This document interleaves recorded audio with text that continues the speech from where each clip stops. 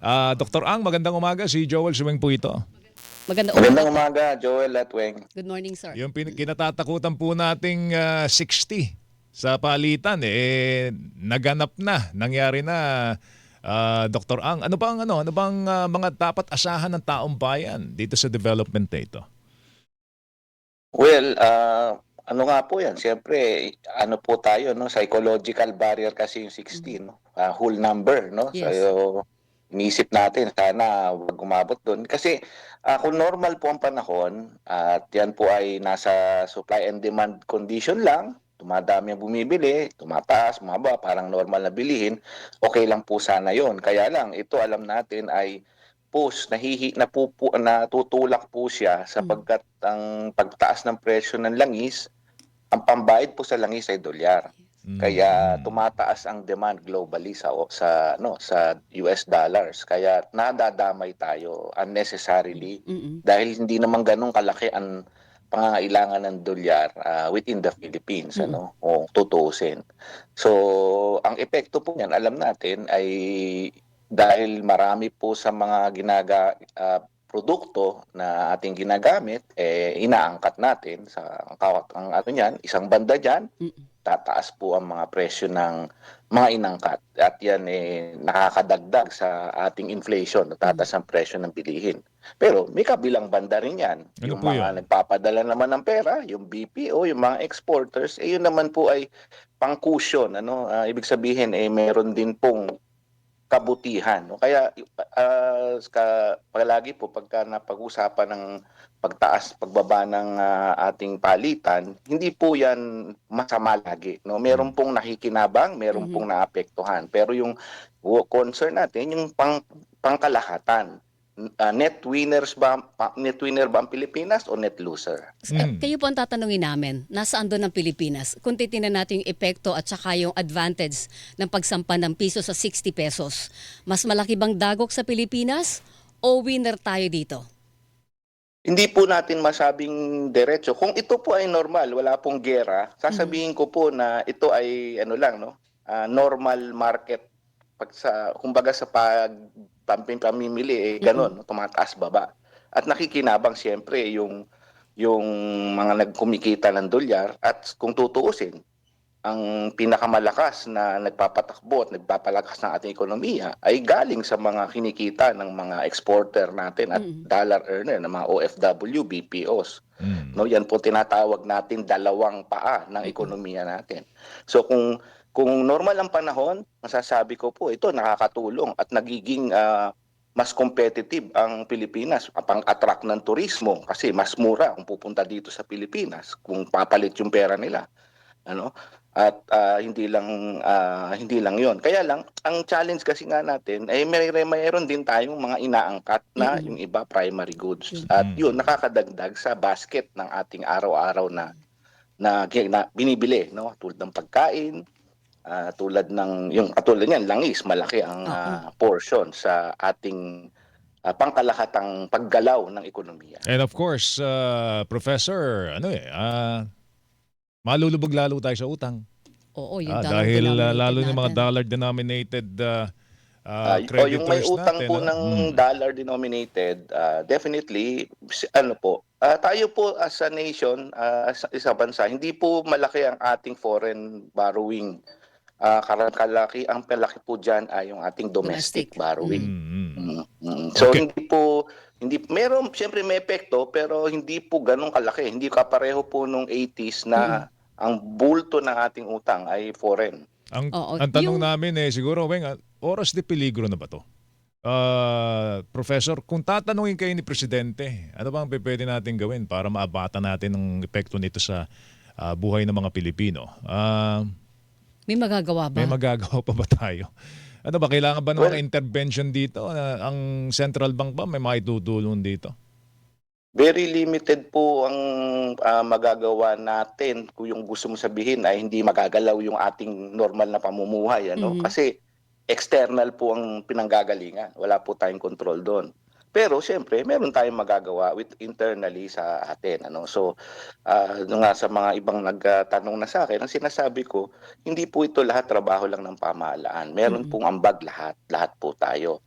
Kasi ano po ito 'no, a wake up call na kailangan hanggang ngayon ano, nagugulat ako hindi pa rin naiintindihan na kararami, wala tayong langis. Mm. At dapat ang ating mindset, langis is a ano 'no, scarce resource. Dapat hindi natin gamitin na parang meron lagi 'yan. Mhm. So, yung mga demand natin na hindi dapat gumagalaw ang presyo nun, hindi po yung maaaring mangyari sapagkat wala tayo nun. Kahit na Mhm. po ang pamahalaan, ang may-ari ng oil company, wala rin po siyang langis. Mhm. Ano po, yung gano'ng mindset kailangan medyo maging malinaw po sa atin. Kaya Mm. dapat long term ang strategy natin, magkaroon tayong strategic reserves ng Mhm. langis, Yes. na hindi lang 2, 3 buwan, Mhm. siguro mas matagal. Kato yung mga bansang ito na lumaban sa giyera, may mga strategic reserves po sila, eh. Tama po.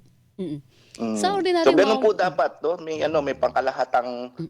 lahat tayo ay dapat ay may ambag dito. Sa ano po, sa ordinaryong mamamayan, Professor, ano yan, in-expect na natin magmamahal yung bilihin. So yung purchasing power, o kakayahang mamili ng mga ordinaryong mamamayan ay mas hihina. Hindi po ba?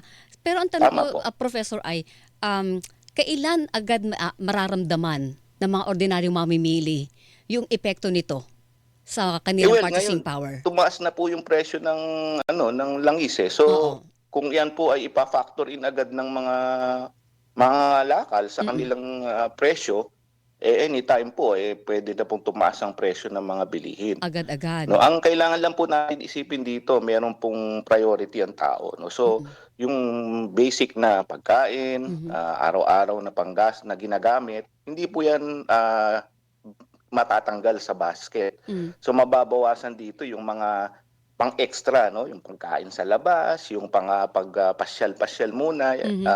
ngayon pa-summer pa naman ano, So, yung mga travel, 'pag bumili kayo ng ticket ngayon dahil ang presyo ay ang laki ng itataas ng mga gano'n, airfare, yun po yung mga may effect. Pero Alam yung mga basic, hindi mo naman bibitawan yun, 'di ba? mm. So ibig lang Mm. sabihin, sir, wala tayong choice kundi magtipid. Yun na nga po ang puwede nating gawin, pero hindi lang magtipid kundi maging strategic sa ating, paggamit ng energy. Let's Mm. say, aalis, 'wag kanya halimbawa may sasakyan kayo, sabay-sabay. Mhm. 'Wag na yung paisa-isa, 'no, babalikan ka ganito 'no, or yung kumbaga magkakaroon tayo ng change sa behavior Oo. natin 'no, Mm. dahil at maging conservation mindset ulit tayo ano. Siguro naabutan niyo naman nung bata kayo, may gano'ng Mm. programa. No, energy conservation. Ibalik po 'yun kasi hindi naman nawala yung dependence ng lahat ng bansa sa langis, eh. Mm. Ang isa pang nakakapangamba dito, Joel, Dr. Ang, ay yung mga public services natin kagaya ng kuryente, tubig. Recently nag-anunsyo sila na tataas ang singil by April dahil sa Forex. Remember, hindi pa factored in yung problema natin sa Middle East. May bago na naman Forex ngayon, pa lang nasa yun. 60 na tayo. So ibig sabihin, panibagong round yon, Dr. Ang. Maaari pong, mangyari 'yun, opo, kasi adjustment 'yan, eh, kasi Mm. may portion ng kanilang Utang. ginagamit na kapital Mm. ay foreign loans ano, so gano'n. Wala Kaya tayong may choice. foreign currency adjustment. So pero ano naman ano, katulad ng nakita nating ginagawa ng pamahalaan, meron silang tina-try na i-cushion 'no, nakikiusap or Mm. katulad nung binabawasan yung pamasahe sa tren ano, yung Mhm. mga gano'n. Well, so may ano 'yun, may tulong 'yun. Mhm. Pero siyempre 'no, hindi kasi ito kung tutuusin 'no, hindi pa ito tapos, eh, 'no. Ang maganda nga ano, very sensitive po ang mga merkado. Katulad kanina habang tulog tayo, Mhm. nagsalita si President Trump at yung Prime Minister Netanyahu na parang nagkaroon sila ng agreement na hindi na aatakihin yung oil facilities ng Iran yata, parang ganyan. Mhm. So biglang bumaba uli ang presyo ng langis 'no, malaki po ang binaba. At yung piso bumalik na po sa 59.70 something. Mm. So makikita niyo nakaka-connect sa Mm. mga sinasabi ng mga laban. Dapat siguro pag-usapan nila kailan sila magre-retire na dalawa, eh. Let's stop the war. Sila simula nitong Nagsimula. gulo na ito, eh. Oo. Ito lang, sinasabi niyo hindi pa natin nakikita ang katapusan nito. Kasi nasa kanila po, Opo, hindi po, kaya nga. wala po tayong control Opo. dun eh. Ano pa bang maaring masamang mangyari po Anong sa worst atin? case scenario? Na nakikita po ninyo, we don't see an end in sight, no? Ito Dito po sa siguro problemang ito. kailangan maging malinaw sa atin na yung adjustment po ng presyo ng langis ay naka-factor in na yan hanggang Mayo. Kasi yung prices na naririnig natin na pinag-uusapan ngayon na sa international market ay for May orders na po yun, ano. Kaya definitely hanggang May, medyo hanggang June yan, ano. Ibig sabihin yung kalahati ng taon na susunod medyo mataas ang presyo ng langis at mga bilihin, ano. Yung tatamaan po yan definitely. Kaya ang kailangan manalangin tayo na medyo umano na to, no, humupa at kung maaari ay magka-ceasefire at magkaroon ng arrangement sapagkat wala po tayong kahit anong emergency powers, dahil ang issue ay nasa labas. Walang epekto yung sa labas eh. Actually, Weng, di ba, yung balak nga doon sa special powers, kung tatanggalin yung excise tax, parang wala na rin say-say yun eh. Kasi magkano na ba diesel ngayon? Oo, Yes, lumatay na eh. kung 20 pesos ang diesel, malaki po 'yon. Pero tsaka yun po, hindi po magandang matagal yun kasi matatamaan na naman yung budget mo, no? May epekto rin yun mas mabuti doon sana i-target lang. Tsaka ang makikinabang din doon, hindi lang naman yung mga mahirap, lalo na yung maraming kotse, di mas masaya pa sila. Pero Diba? Dr. ang mga manggagawa naman ay umiiyak na rin. Nananawagan baka pwede magdagdag ng sahod sa amin o magkaroon man lang ng emergency allowance. Napapanahon po ba 'yon? Pwede Makatwiran ba naman yan, pwede naman yan pag-usapan. Pero I think pagka yan ay ginawa mong legislated, Oo. baka hindi kayanin ng maliliit. Kasi dati meron tayong tinatawag na COLA eh. So, Yes. yung ganong siguro kung yung maisasa batas yun, no, na magkaroon ng ganong automatic, hindi kailangan hinihingi. Automatic kapag let's say umakyat ang piso humina ang piso ng ganito kalaki 10% in 1 week, parang ganyan. So meron ka agad dapat automatic kicker. Oo, may Hindi trigger yung may trigger nakikiusap point. tayo palagi tuwing may krisis. Oo. Ayun. Okay. Professor, salamat sa oras mo ha. Mag-ingat ka. Thank you. Thank you po. Salamat din po. Good morning. Ingat din po tayo at manalangin. God bless po. Good morning, to sir. you, si Dr. Alvin